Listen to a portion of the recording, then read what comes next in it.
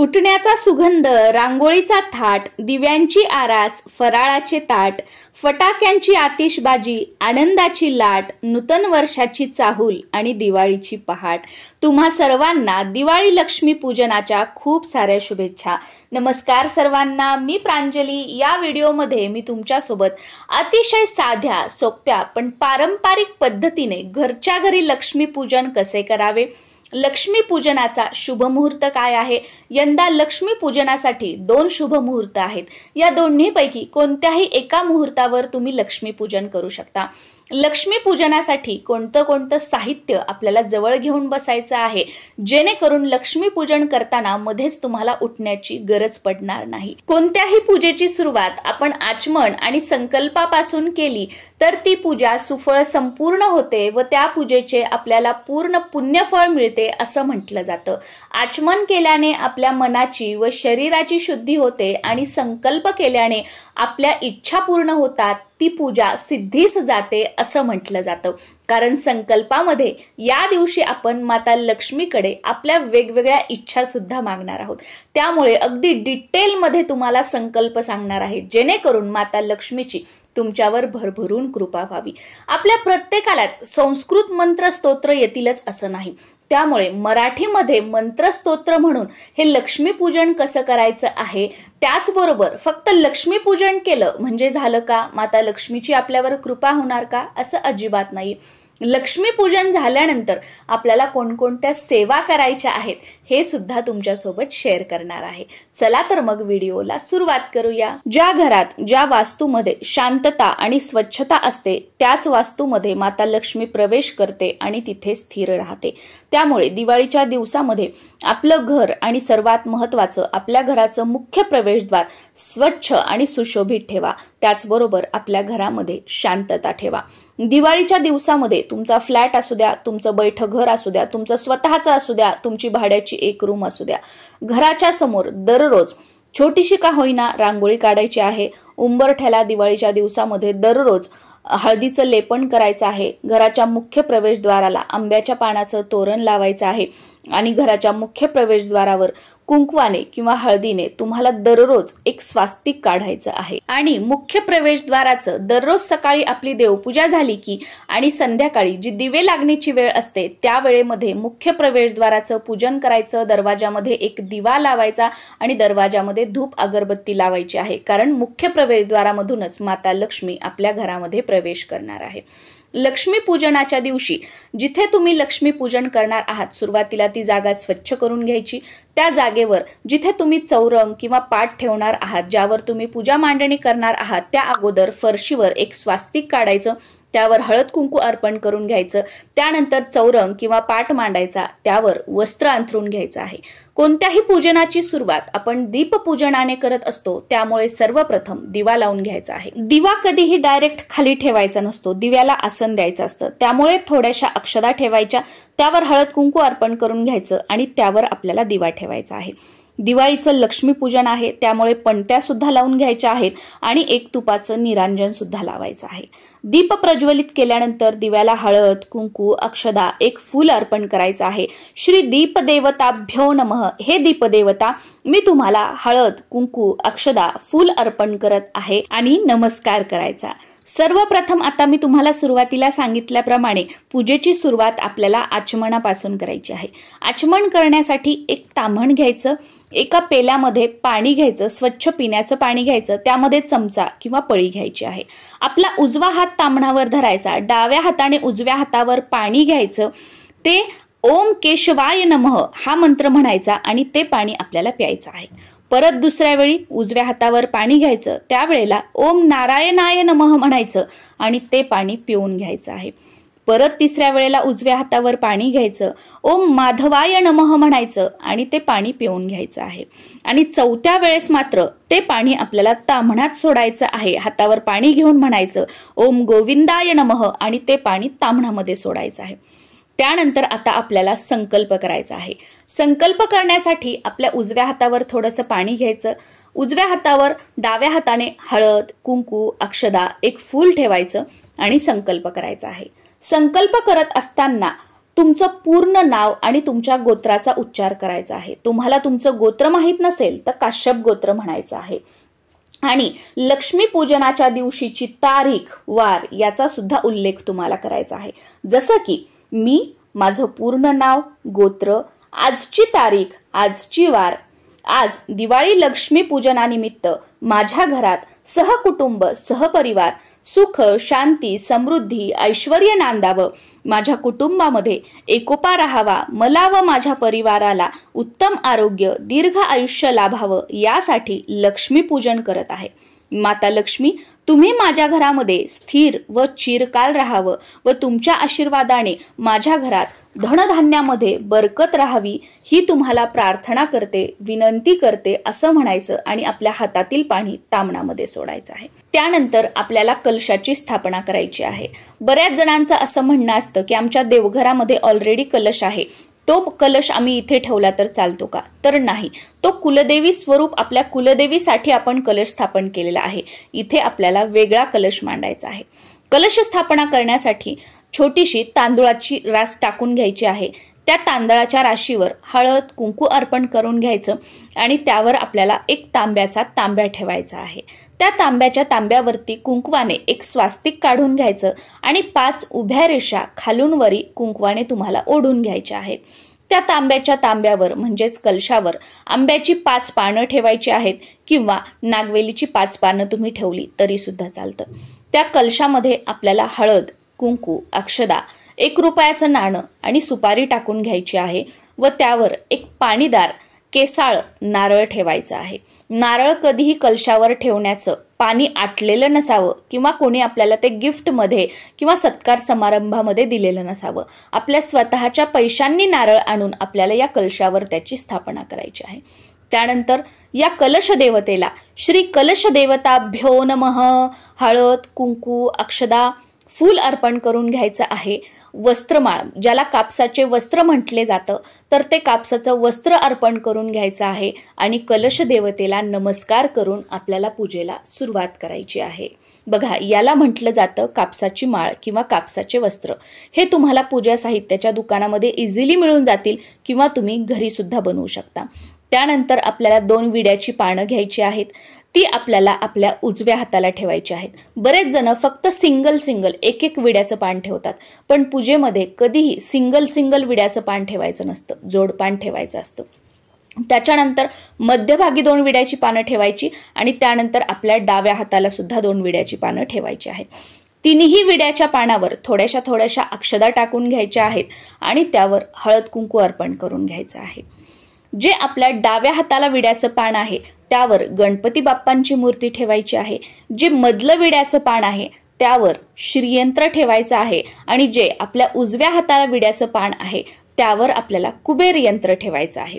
आता गणपती बाप्पांची मूर्ती तुम्हाला ठेवायची नसेल तर तुम्ही गणपती बाप्पा स्वरूप म्हणून एक सुपारी सुद्धा ठेवू शकता. तुमच्याकडे श्रीयंत्र नसेल, तुमच्याकडे माता लक्ष्मीची मूर्ती असेल तर तुम्ही ती ठेवली तरी सुद्धा चालतं मधल्या पानावर. आता तुमच्याकडे श्रीयंत्र सुद्धा नाहीये, माता लक्ष्मीची मूर्ती सुद्धा नाहीये, तर तुम्ही माता लक्ष्मी स्वरूप मधल्या पानावर एक सुपारी ठेवली तरी सुद्धा चालतं. तुमच्याकडे कुबेर यंत्र असेल तर कुबेर यंत्र ठेवायचं. तुमच्याकडे कुबेर भगवानांची मूर्ती असेल तर ती ठेवायची किंवा हे दोन्हीही नसेल तर कुबेर स्वरूप एक सुपारी तुम्ही उजव्या पानावर ठेवली तरी सुद्धा चालेल.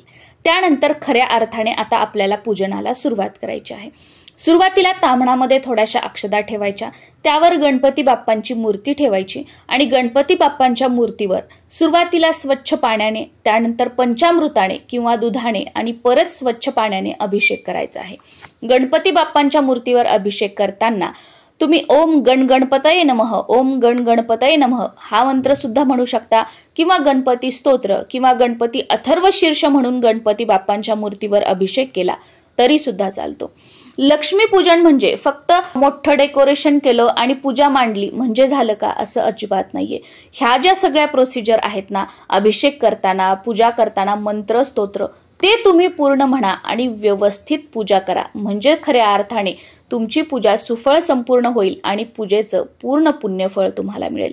गणपती बाप्पांच्या मूर्तीवर अभिषेक करून झाल्यानंतर विड्याच्या पानावर बाप्पांची मूर्ती ठेवायची. श्री महागणपतये नमः, गणपती बाप्पांना हळद, कुंकू, अक्षदा अर्पण करायच्या. एखादं लाल फूल असेल तर ते अर्पण करायचं. धूप दीप ओवाळून घ्यायचं. बाप्पांना नमस्कार करून माता लक्ष्मीचं पूजन आपल्याला करायचं आहे. श्रीयंत्र थोड्याशा अक्षदा ताम्हणामध्ये घ्यायच्या, त्यावर श्रीयंत्र ठेवायचं आणि त्यावर अभिषेक करून घ्यायचा आहे.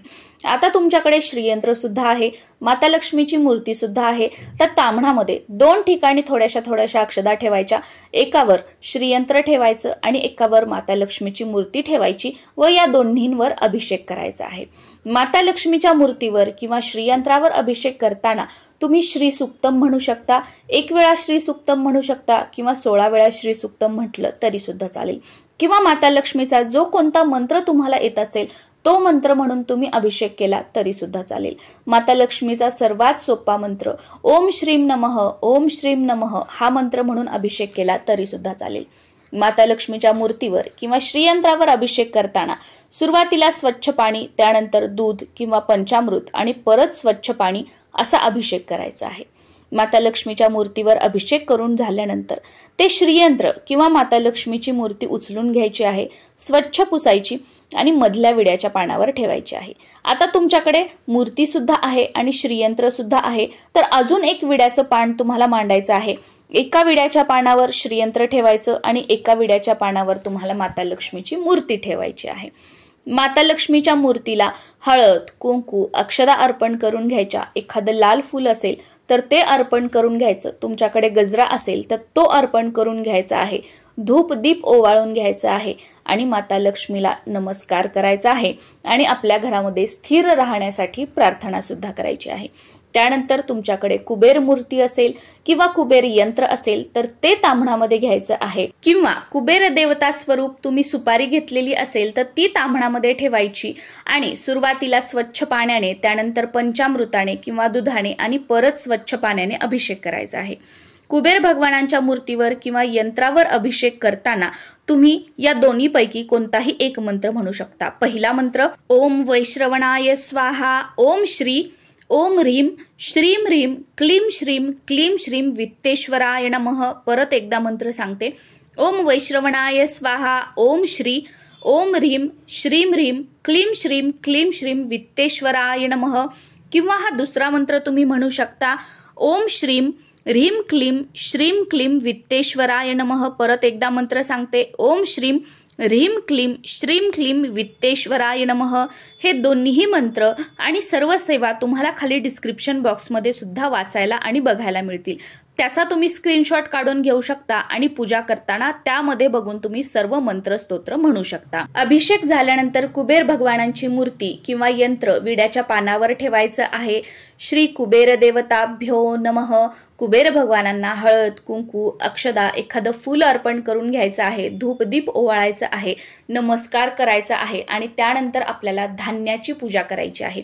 इथे तुम्ही 5 प्रकारचे धान्य, 7 प्रकारचे धान्य किंवा 9 प्रकारचे धान्य सुद्धा घेऊ शकता. हे धान्य तुम्ही तुमच्या घरामध्ये ज्या काही वाट्या असतात त्यामध्ये घेऊ शकता किंवा तुम्ही धान्याच्या राशी टाकल्या तरी सुद्धा चालू शकतं. किंवा असे छोटे छोटे बोळके किंवा याला सुगड म्हटलं जातं, अशा सुगडांमध्ये तुम्ही ते धान्य ठेवून त्यांचं पूजन केलं तरी सुद्धा चालू शकतं. ज्या काही राशी, सुगड किंवा वाट्या तुम्ही ठेवणार आहात तर त्या ठेवण्यापूर्वी त्यांना आपल्याला आसन द्यायचं आहे. म्हणजे थोड्याशा अक्षदा ठेवायच्या, त्यावर हळद कुंकू अर्पण करून घ्यायचं आणि त्यावर जेवढ्या प्रकारचं धान्य तुम्ही घेतलेलं आहे ते धान्य तुम्हाला ठेवायचं आहे.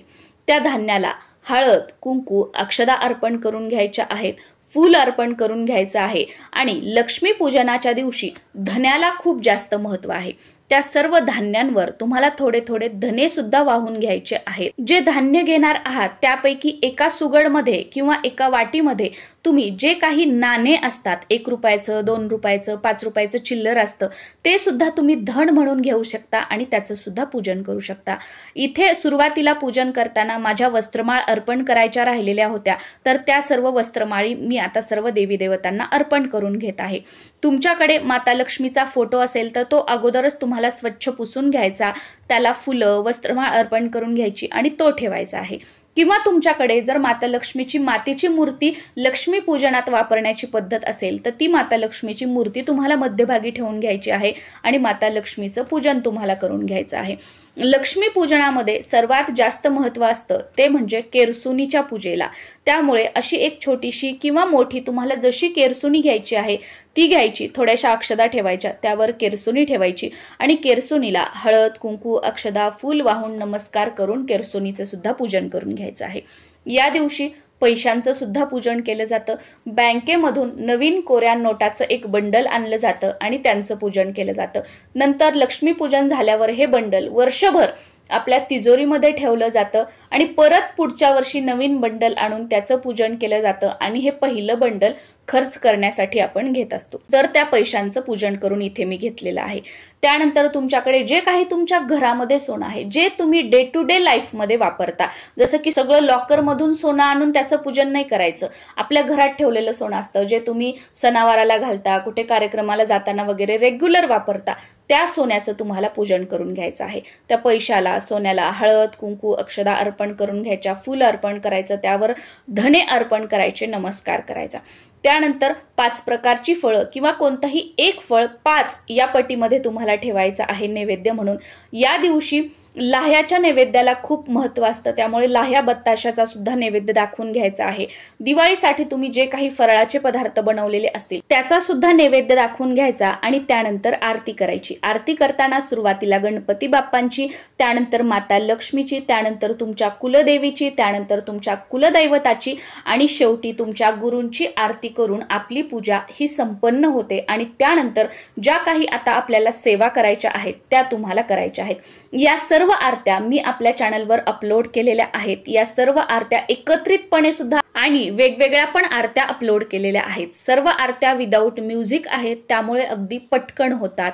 त्यामुळे तुम्हाला या सर्व आरत्या येत नसतील तर तुम्ही व्हिडिओज लावून त्यानुसार आरती करू शकता। आता मी तुमच्यासोबत अगोदर सेवा काय करायच्या आहेत लक्ष्मी पूजनानंतर त्या शेअर करते आणि त्यानंतर लक्ष्मी पूजन करण्याचे जे 2 शुभ मुहूर्त आहेत ते शेअर करते। सर्वप्रथम श्री स्वामी समर्थ या मंत्राची 1 माळ जप करायचा आहे।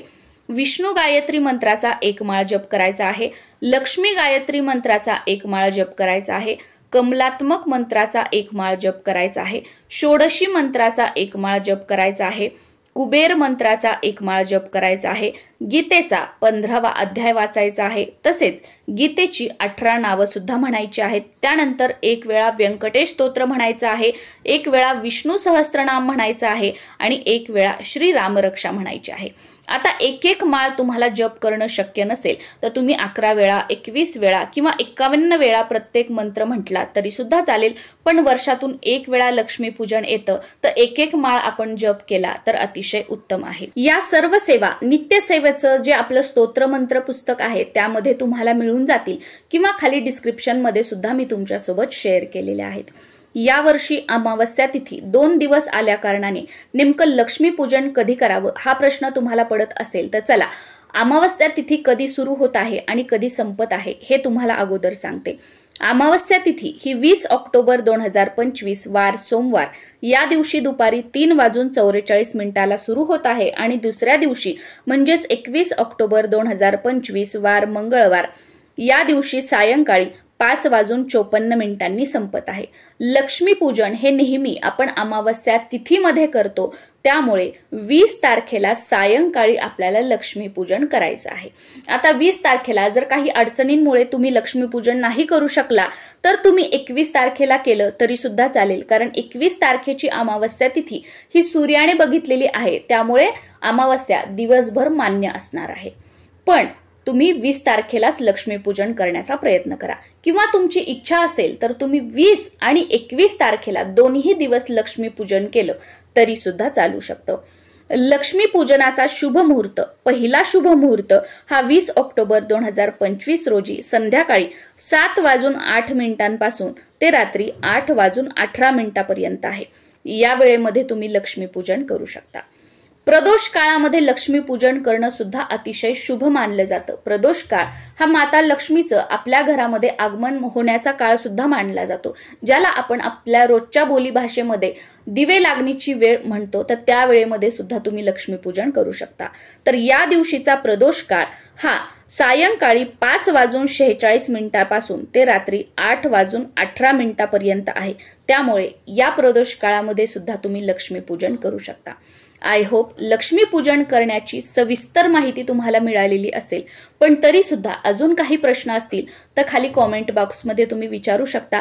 नक्कीच त्यांची उत्तरं देण्याचा मी प्रयत्न करेल. नमस्कार. परत एकदा तुम्हा सर्वांना दिवाळी लक्ष्मीपूजनाच्या खूप साऱ्या शुभेच्छा.